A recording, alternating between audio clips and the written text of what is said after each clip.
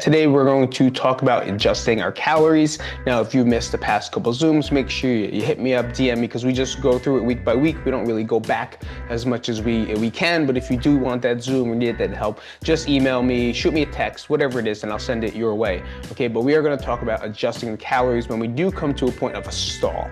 So what happens when you hit a stall, right? A stall is like you dieting or really good for the first, 4 weeks, 6 weeks, 8 weeks. And now for some reason, the past 3-4 weeks, it's come to like this same weight, no matter what. Like I do the same thing, I eat the same food. Now, what do you do in those moments? The first thing to do is not freak out, right? Don't get crazy and be like, oh my God, I'm not doing anything. So I'm just gonna, cut 3,000 calories. I'm not gonna eat for the day. Don't freak out. It's your body's natural reaction to protect itself. That's all it knows to do, right? The only thing your body knows is defense, right? You have to make it do offense. It just knows defense. Like, how do I protect this body to stay alive?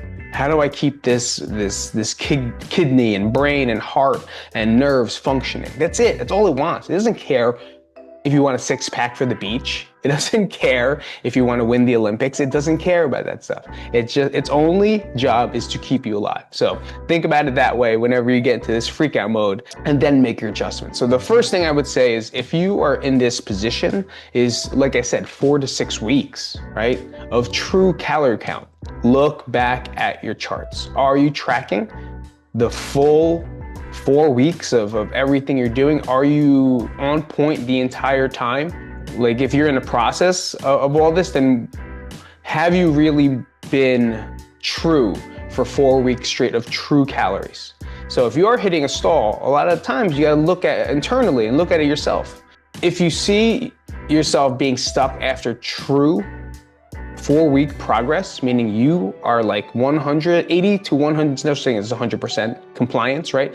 80%, 90, I'd even say 90% compliance, well, then maybe we'll have to make adjustments. And just like we said last week, making that adjustment can just be adding more calories, right? A lot of us want to take away really fast, but if it's the first time that you've hit a stall in your cycle or your plan of this microcycle of dieting, well, then I necessarily do not like taking away in the beginning. I like adding on at first. So even if it's 200 calories, like I said, 5 to 10% of your normal calories is all you're looking to add, right? Add that for a week. See if that makes a difference, right? And so if I had a client, say I did have someone and I'm monitoring and I'm watching them the entire time. I have a girl, right? I have a girl we just did maybe a year ago, and she was under eating like crazy, weighing about 150, not too much information about her, but 150, but only eating like the whole 1,200 calorie diet for years. We're never really even getting close to what her body actually needed. So it took a while, like week by week, we kept increasing 5 to 10% until it was over the 1,500 calories or the TDE, what she needed. And then after that, I kept adding a little more. And with her, by adding more, she ended up losing, because her body started understanding that it's safe to not store food. It's safe to kind of use food for the reasons that she wants to, right? And that's called building the metabolic damage, I guess I would say damage. I'm not sure if it's what they call that anymore, but just you've messed up your system so bad because you never gave it the fuel that it needed. So now it just protects at this certain, what they would call a set point. For some people, they say there's a set point. So we just slowly increased her calories to almost like 2,000 calories, right? And now at 2,000 calories, she started losing weight, which blows people's mind, right? It blows your mind that like eating more food is gonna make me lose weight. For some, yes. I'm not gonna say for everybody, because I can't even say, true for these things, that is true, everything's true for everybody, because everybody's different. And that's why we are our own science project, and you become your own scientist, right? And so understanding that is huge.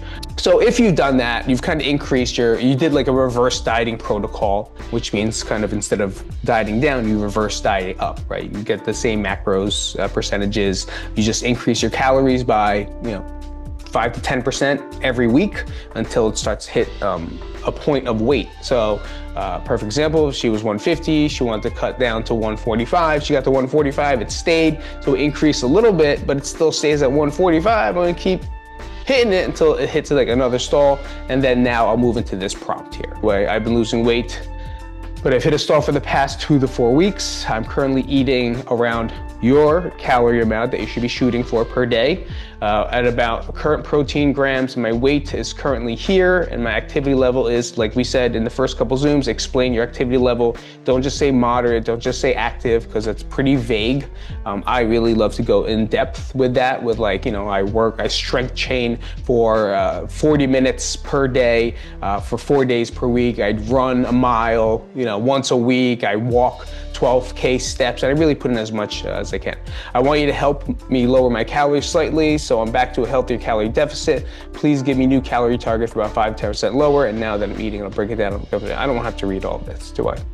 I just want to show you the things. And then the little bottom part is like little extra. If you want to add something for your own like meal menu, like tell them the foods that you like. You don't have to. If you're good with just getting the numbers, then just do that part. But if you really like, you know, more suggestions and maybe create the meal plan and go to the next steps, like we talked about last week, then you could add that in there. So what does this give you? It gives you a brand new calorie deficit, but not extreme, because the first initial reaction is freak out, right? What's going on? Impatience, I don't get it. Instant coffee, I kept sound like a Jets coach.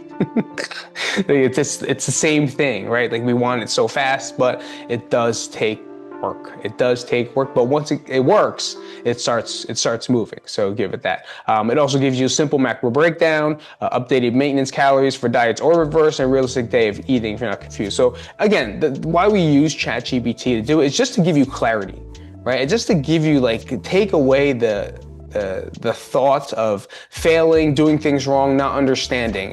It's given to you. And that's why I love doing this for you guys, is to make sure that you just empower yourself with some information, you know? So one day maybe you could teach someone else. Like that's always it. I do have my plug for me, busyparentfitness.com. It's my 10-minute workouts that you can do anywhere for people that haven't worked out in a long time. If you're over 40, 47.